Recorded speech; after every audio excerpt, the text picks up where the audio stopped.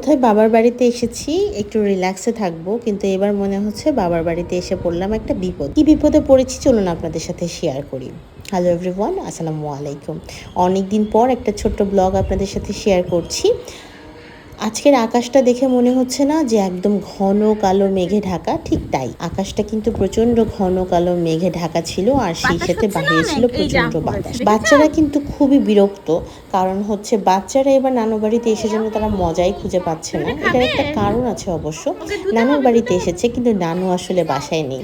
আম্মু যেহেতু দেশের বাইরে ছিল, আর বাচ্চারা তো সবসময় নানু বাড়ি মানে হচ্ছে কাজিনদের সাথে গল্প করা বা ওরা টাইম স্পেন্ড করার জন্য সব কাজিনরা একসাথে হতে পারে, কিন্তু এই বছর আমার ওদের সব কাজিনরা হচ্ছে সবাই সবার জায়গায়, আর আমি একাই এই বছর বাবার বাড়িতে এসেছি 7 দিনের জন্য। একটু হাঁপিয়ে উঠেছি, ইনায়েরও স্কুল বন্ধ ছিল, সবকিছু মিলে ভাবলাম ঠিক আছে আম্মুর বাসা থেকে ঘুরে আসি। কিন্তু নানুর বাসায় এসে যখন দেখে নানু নাই, কাজিনরাও নাই, তখন বাচ্চারা আসলে খুবই বোর হচ্ছে। আর তারা বোর হওয়া মানেই সারাক্ষণ ফোন দেখা, ফোন দেখা, ফোন দেখা।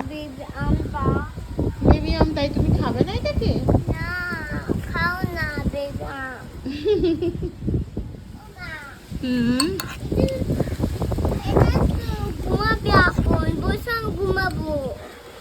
চারপাশে প্রচুর বাতাস, মা বসে ঘুমাবে, আর সেই সাথে হচ্ছে জাম ভর্তা। মামি ও মা হুম, বসে ঘুমাবে। ও বলছে ও ঘুমাবে। ওকে। আমি ঘুমাইতে।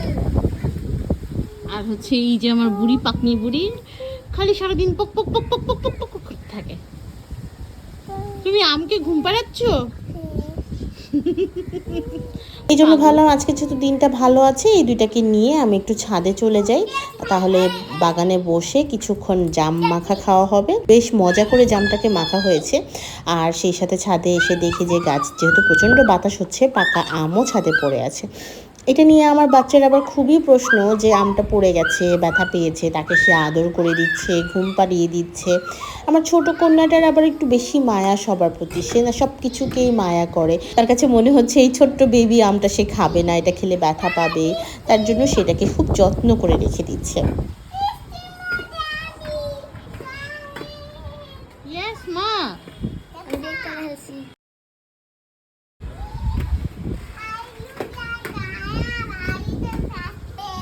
ওয়েদারটা যেহেতু বেশ ভালো ছিল, একদমই গরম ছিল না, বাচ্চারাও বেশ এনজয় করছিল। আর সেই সাথে আমরা 3 জন মিলে কিন্তু অপেক্ষা করছিলাম কখন বৃষ্টি নামবে। এখানে বসে বসেই হঠাৎ করে মনে হলো অনেক বছর হয়ে গেছে আমি আসলে বৃষ্টিতে ভিজি না। আসলে ঢাকায় এত বেশি যান্ত্রিক লাইফ লিড করি, ভুলেই যাই যে আমার আকাশ দেখাটা খুব পছন্দ, গাছের সাথে সময় কাটাতে আমার খুব ভালো লাগে। আর ঠিক তেমনি বাচ্চাদের সাথে বসে এরকম মোমেন্টগুলো আমি খুব মিস করি।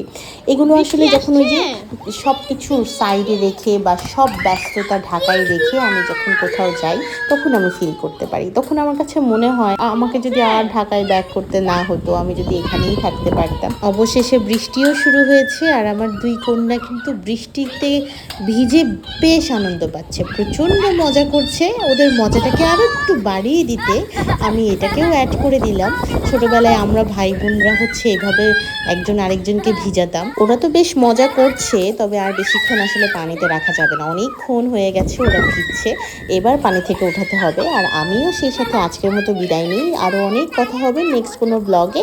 আজকের মতো বিদায় নিচ্ছি, আল্লাহ হাফেজ। আমি ভিজবো না।